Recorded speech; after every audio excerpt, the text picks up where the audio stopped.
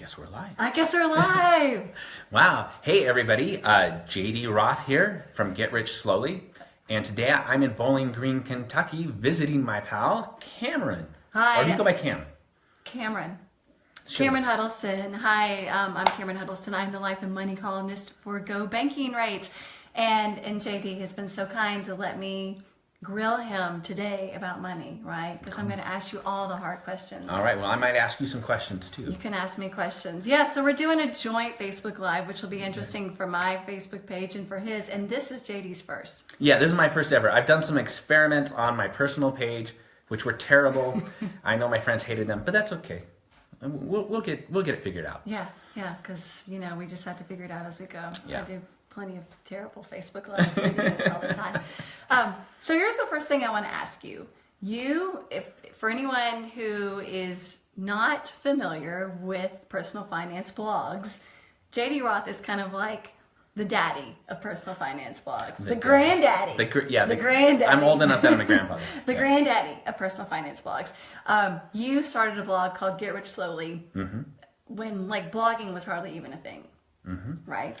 Well, I say that I've been blogging since before blog was even a word. So I started blogging back in 1997, and back then we called them web journals. But I wasn't blogging about money because I didn't have my money under control. I didn't know how to handle money. And so when I decided that I wanted to get money figured out in 2004, 2005, 2006, I started Get Rich Slowly as a way to kind of document what I was learning about money, and I thought maybe I could share that with other people while I was learning so they could learn too. And it's just gone from there. So why get rich slowly? Because don't we want to get rich fast? Yeah, well, yes. And that's part of the trouble that I had when I was younger is I was trying to I was looking for magic bullets. I was trying to get things solved right away.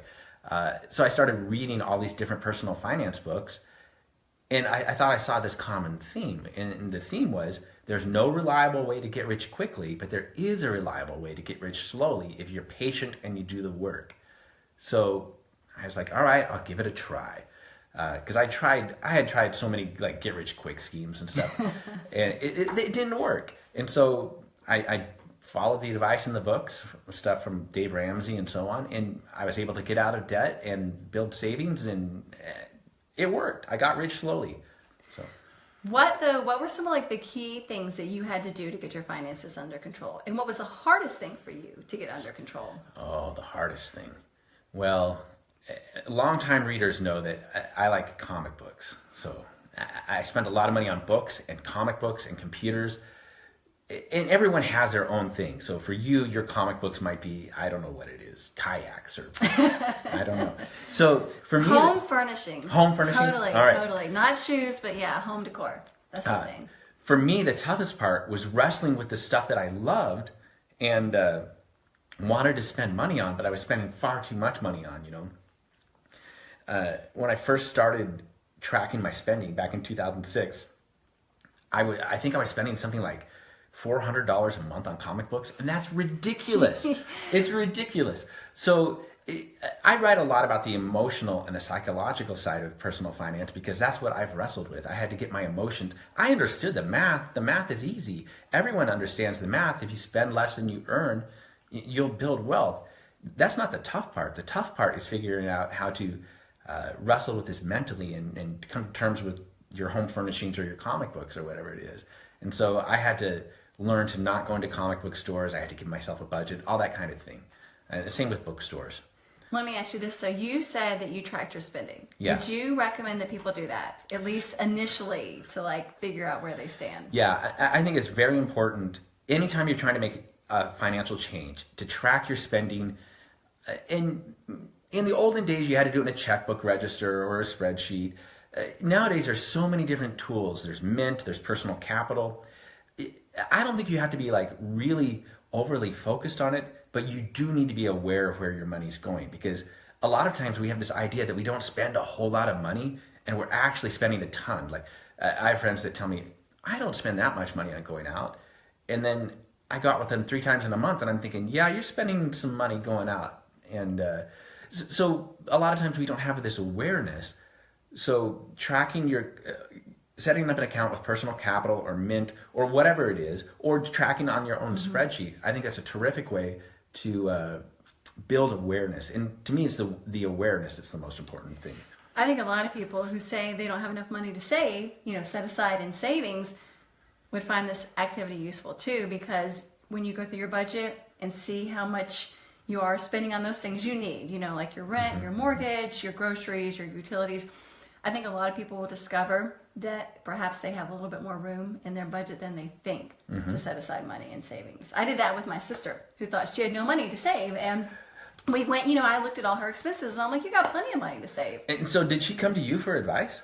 It was funny because I was visiting her in New Mexico where she lives, and we just had this conversation. Actually, I had her do a Facebook Live with me, and I had her ask me questions, and so we were talking about it. I had already seen her budget, though, and I was like, you've got room in your budget. Yeah. You had, at the time, she had room in her budget to save. So I think a lot of people will be surprised that they have more money than they might think. Yeah, and I think a lot of people are reluctant to budget or to track their spending because they don't want to feel deprived. They feel like, I'm going to have to cut back on all these things I love.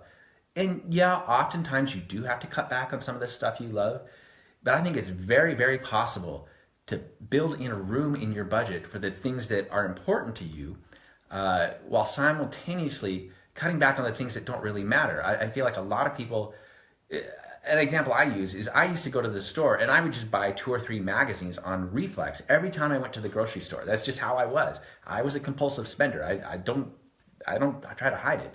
And so I would buy magazines every time I went to the grocery store, and sometimes I wouldn't even read those magazines. So those magazines were not important to me. A car is not important to me. I'm happy with the used car. But because I'm a writer, I love my gadgets. So I like to have a new computer. And so I've learned to budget, that it's okay for me to budget for a new computer and spend lavishly on that computer if I'm going to cut back on the car and drive my used car and not buy the magazines in the grocery store. Right. Which I think is great advice. Figure out what's important to you and spend money on that. And those other things that aren't so important, cut them out of your budget. Absolutely. Like we cut out cable TV years ago. We were hardly ever watching it, So we get by with Roku and, Netflix, and, we just watch it on the weekends with the kids, and we, stream the movies, and that's it. And do you watch sports? You or your husband? I am not a sports fan. He is not a big sports fan. He likes soccer. He's from, he's Eastern European, and so he does love soccer. He likes watching the Sweet 16 tournament and stuff like that. The NCAA playoffs. Nashville is going to get an MLS team here pretty soon. I didn't know that. Yeah. Oh, I don't know if there's official. We can go watch soccer. Yeah, I know. So this is kind of funny though, because when the World Cup soccer is on, I will admit that sometimes we will go back and get cable again because he wants just for the World Cup. And then we'll hang on to it for a while and we're like, that's a waste of money. We're not watching cable. What we did recently though, after going years without cable, we because we're pretty good about this. We frequently will reshop our services to see if we can get a better deal. Smart. So like with our cell phone, my husband will get on the phone with AT&T and say, look, is there a better package that we should be using to save more money? We're not using all this data that we have. He did that recently, and we got a deal with AT&T and DirecTV, which we're getting their, it's not like their satellite service, it's like a streaming service, and it's like really cheap. And so that combined, we got to deal with that by doing our internet service and our phone service all kind of bundled together, and we're paying less for the DirecTV streaming service, our phone, and our internet than we were before. Wow, that's amazing. With just like the phone and the internet. So I have a question for you, Cam. I don't have kids. You do. You've got 3 children. And for me, when I was growing up, we didn't have TV. My parents raised us without TV. We'd have it now and then. But I know that as kids, we always wanted the TV. And if the TV was on, we were like into it.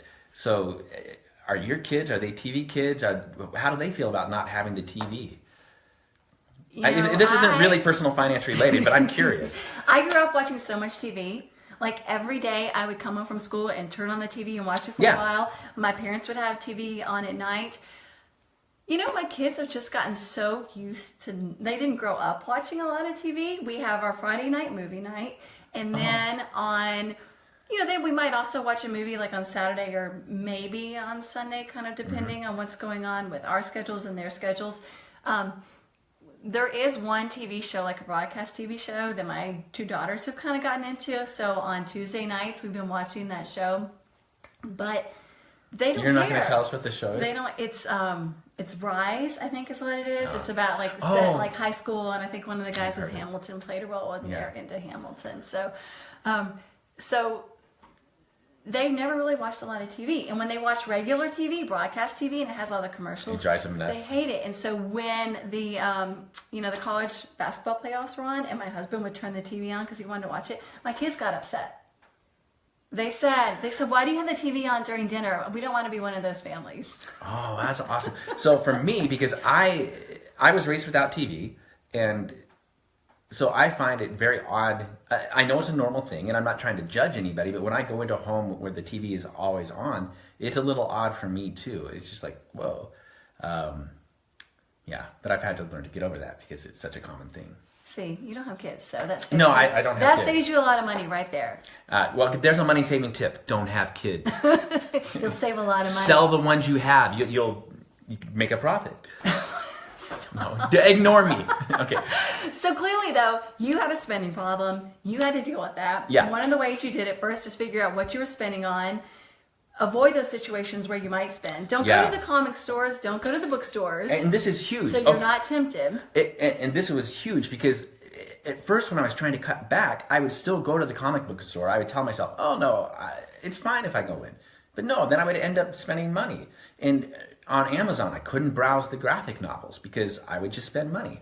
So if you know that there's something that you want to spend on and you're trying to cut back, do what you can to not expose yourself to a situation where you're going to be tempted. Just don't let yourself be tempted. Eliminate it. So like if you sign up for all those emails from retailers, unsubscribe.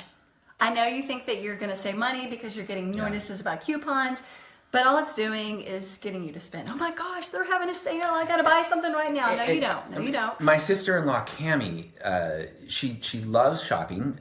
She's very public about this. She went to school for retail merchandising or something. I've got it wrong, but it's something like that.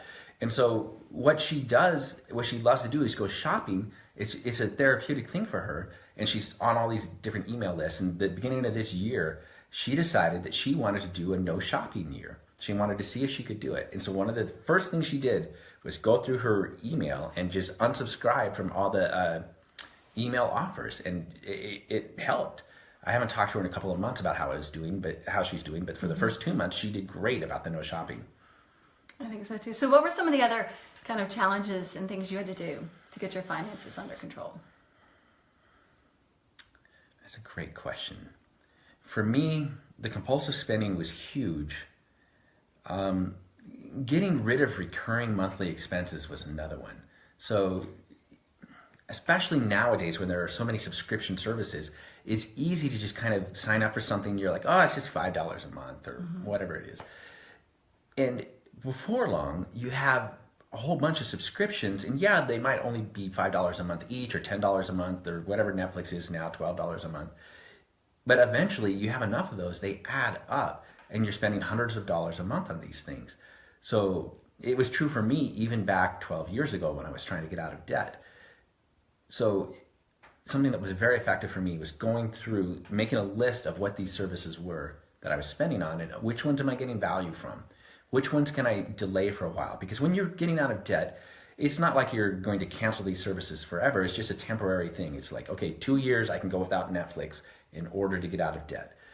And so figuring out which of these recurring monthly expenses I could get rid of was huge. And that meant getting rid of gym expenses, magazine subscriptions, and so on. How much debt did you have? I had over $35,000 in consumer debt. So not as much as some people. I understand it's not. I talked to people who have over $100,000 in debt.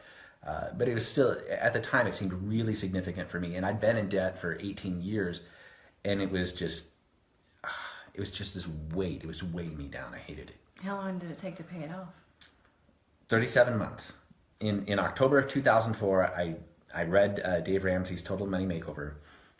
And I sat down and I drafted a plan and I said, okay, if I do Dave Ramsey's version of the debt snowball. It'll take 37 months to pay it off. And it did. And it wasn't smooth. It didn't go exactly according to plan. Sometimes I would pay off more. Sometimes I would pay off nothing in a month. But it took the 37 months. So it's about $1,000 a month. That's what it took. And when you consider that I had been accumulating debt up until the point that I started paying it off, that was a huge transition for me to be able to do that.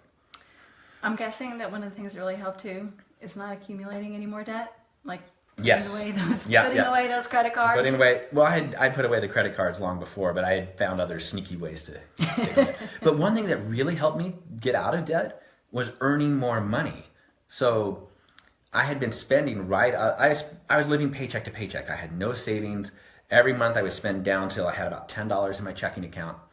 And for me, well, first of all, I cut out some of the expenses like we've talked about, but I also found ways to make more money. I had a computer consulting business where I would go in and do people's networks or set up their computers. And so I tried to do more of that. I started this website and I thought, oh, maybe I'll make $5 or $10 from Get Rich Slowly. And I ended up making more in that so that I could quit and work on the website full time.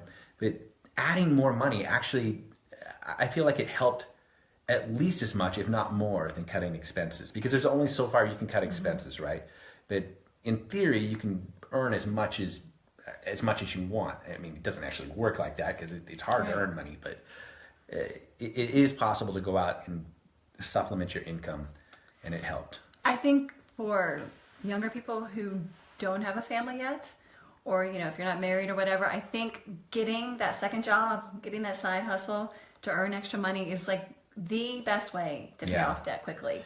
When my husband and I were just starting out and we lived in Washington, D.C., I had to get a second job. Not like I wasn't buried in debt. The cost of living's high. But it was just to kind of stay afloat. So I wouldn't go into debt. So I wouldn't have to rely on credit cards. I got a second job so we could pay the bills. Mm-hmm. Super helpful. I think it's harder if you are in a situation where you're really deep in debt or you're struggling financially, if you've got a family and kids, because there are only so many hours in the day. Yeah. But it's just sometimes though you can just think of it as a temporary sacrifice. All right, maybe I don't get to spend my weekends with the kids this year, but by next year, all of our debt's going to be gone. And we're going to have a little cushion of cash that'll help us in case an emergency arises. And now any extra money I have, I can start putting it towards savings. I think that one thing you said there is so important, the temporary sacrifice. A lot of times when we look at getting out of debt or making changes to our financial lives, it seems like it is a sacrifice. It seems like it's a sacrifice and you're like, I don't want to do this forever. But it's not going to be forever. It's for a short time until you meet whatever the financial goal is. And if you're able to just keep your mind focused on, I'm doing this for a year, I'm doing this for 6 months or 18 months, whatever it is, it's not as bad as it seems like it's going to be. But obviously, not everyone can start a blog that becomes as successful as yours did. Right. So that's not a money-making opportunity. And that's why I don't ever pitch blogging as a. I mean, there are people out there who do it, but I realize it's like. And people who can make a lot of money. It's winning a lottery ticket. Yeah, it is. So. It can be. And not everyone can, get a second job at nights or weekends. What about other ways to make money, though? Your current job is a great way to make extra money. There are a couple of ways to go about doing that, depending on what your job is. If you've got a job where you can work overtime or take on added responsibilities, that can often be an excellent way to make more money.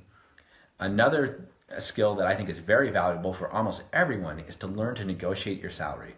If you can learn to negotiate your salary, you can make tens of thousands or even hundreds of thousands, and I'm not exaggerating. You can make all this extra money over the course of your lifetime.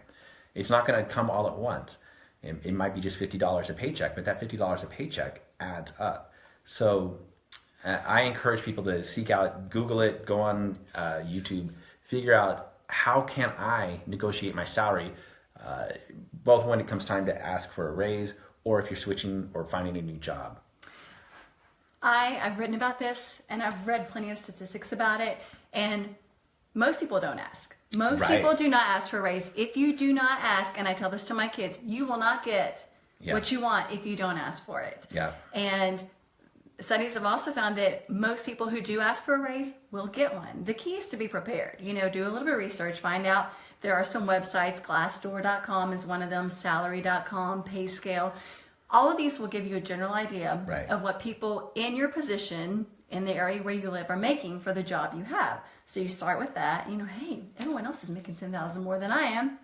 So then you figure out how to persuade your boss to pay you more. You make a list of all your accomplishments, tell them what you've done. If you do that, you make your case and they're still not going to say yes, then I say it's time to look around for another job. Yeah. If they don't appreciate you, look around, and you might be surprised that you can find a job that's going to pay you a lot more somewhere else. You just never thought to look because you had a job that gave you a paycheck every month, and why rock the boat?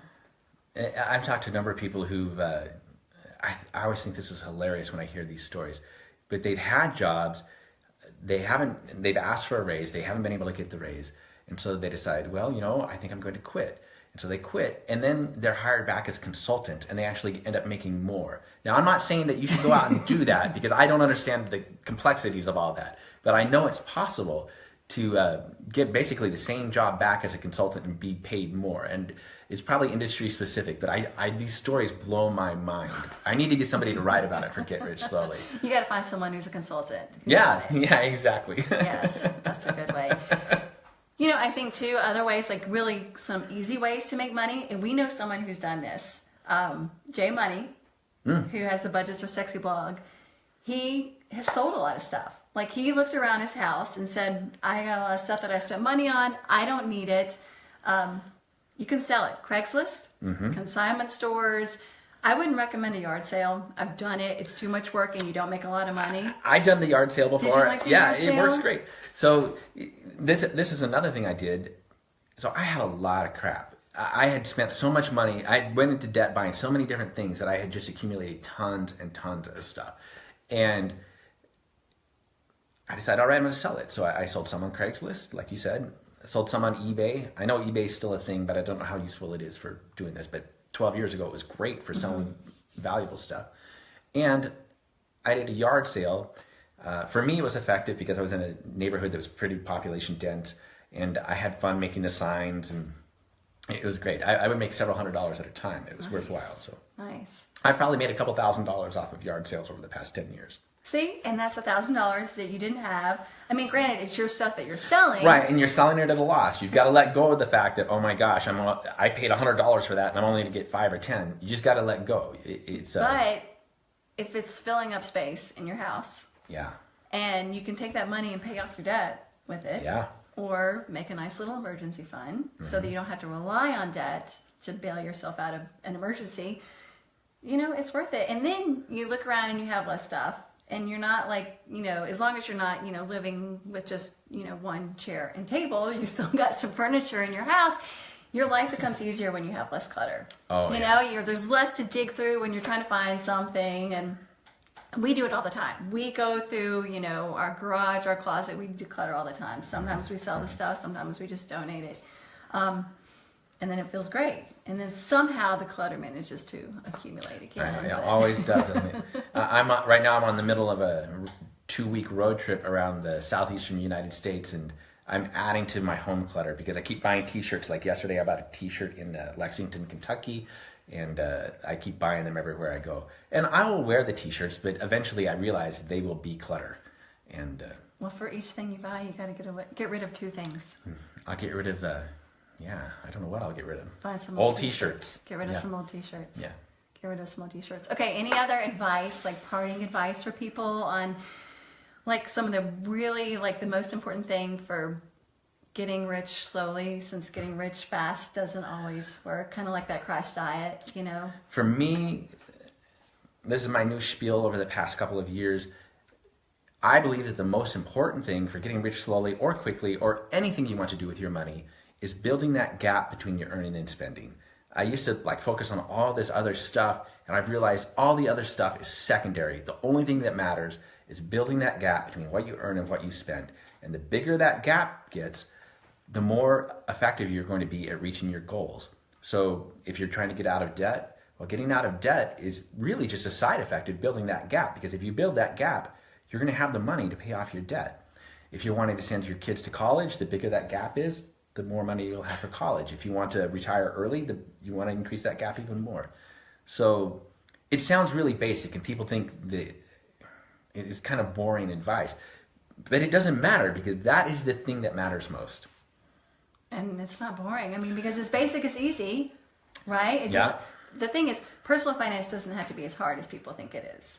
Well, and mathematically it's not hard. It's just mentally hard. Yes, it is, because it's fun to spend, right? And it's fun to have it now rather than think about the future. Well, and I want to ask you, so how long have you been writing about money? More than 15 years. And in that time, what's like the one thing that you've learned that you think is like the most important thing people should know? I think it's values, what we talked about. And it's interesting because even though I've been writing about personal finance for so long, that idea of, kind of prioritizing your values and letting your spending be focused on your values, that wasn't brought to my attention until really, I feel like just a few years ago. And it wasn't, I interview a lot of financial advisors, financial planners. It wasn't a financial planner who told it to me. It was a personal finance blogger. It was a personal finance blogger who said that. And I was writing about why you should have a spending plan rather than a budget. And a spending plan kind of takes that whole diet feeling that budgets make you have, that sense of restraint and going with less. Whereas a spending plan, it's still a budget. Yeah. But it's a different way of thinking about it. You're thinking about, what should I be spending my money on? What are my priorities? As opposed to, what can I cut out of my spending? And if you figure out what's important to you, most important, make that list of your values, whether it's just you or whether you have a spouse or a partner, you need to do it together. What are your values? Make your list of maybe the 5 most important things for you. And anytime, you want to make a purchase, you ask yourself, is this purchase going to get me toward what I value or take me away from it? Yeah. And it's really kind of that simple. And I think too, automating stuff. I mean, because then it takes the brain right out of it. You automate it. You don't have to. We pay our bills automatically. My husband's retirement account contributions come out automatically because I am self-employed. It's not quite that easy for me. I can't have an automatic amount taken out each month because my income will fluctuate, and so I kind of have to look at how much I've made that month, and then as that paycheck comes in, then I put the money aside once I get it. But I don't set up an automatic transfer. But automating it makes it so much easier. And I was going to say that somebody who's written about both of these things, automation and spending plans, is Ramit Sethi in his book, I Will Teach You to Be Rich. It's great for people who are just getting started out with personal finance because he covers a lot of this. By now it's a little bit outdated because it's about 10 years old, but the ideas are correct. Some of the technical stuff might be just a little outdated. And so if you're just getting started, check out I Will Teach You to Be Rich, the book by Ramit Sethi. It's good stuff. Yeah, and check out Get Rich Slowly. Yeah, that's good stuff. And too. Check out Cam's work at Go Banking with us. Yeah, this was fun. Indeed. It wasn't that awful. It's the first Get Rich Slowly Facebook Live. Yes. Yay! Yes. Thanks for joining, everybody. You survived. Thanks for joining us, and watch us again. Yeah. Yeah. Now, how do we end it? I don't even know how. We hit finish and we say goodbye. All right. Goodbye.